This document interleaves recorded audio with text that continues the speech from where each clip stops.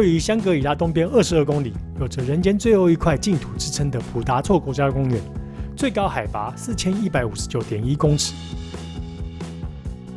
地处云南三江并流的世界自然遗产核心区，而蜀都湖、宁泸片区及国际重要湿地碧塔海自然保护区都被划入国家公园范围内。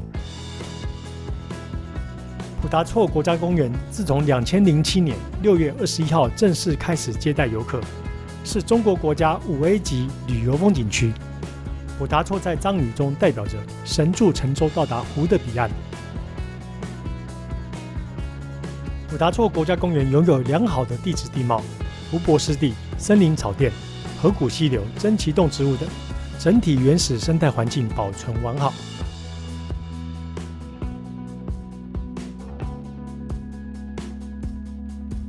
每年的春秋两季是游览普达措的最佳季节。春季，五颜六色的杜鹃花铺满山坡；秋季的普达措则是一片五彩斑斓的景象。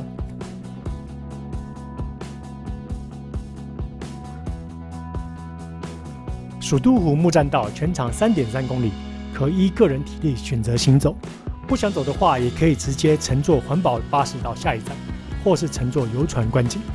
不过还是建议大家走蜀都湖这段木栈道，才能亲自感受到普达措国家公园的美。虽然拍摄了这一天下着细雨，但也可以感受到蜀都湖的另一种不同的氛围。一路上映入眼帘的云山，本山高大粗壮，颗颗直指云霄。奇特的是，杉树上都挂着密集胡须般的绿色絮状植物，又被称为树胡子，是一种远古菌类。它们都很娇嫩。当空气受到一点点污染，就会自动消失。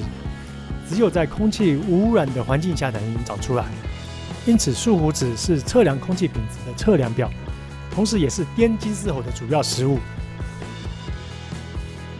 在快走到终点时，看到路边一位藏族老奶奶在卖牦牛奶酪。老奶奶说，这些奶酪是前一天她自己做的，她就住在山上养着牦牛，有空就下山卖牦牛奶酪。新鲜的牦牛奶酪切成薄片，沾上白糖，吃起来别有一番滋味。普达措国家公园因为环境保育的关系，目前只开放蜀都湖参观，碧达海及米里唐雅高山牧场都暂时关闭，目前尚未公布开放时间。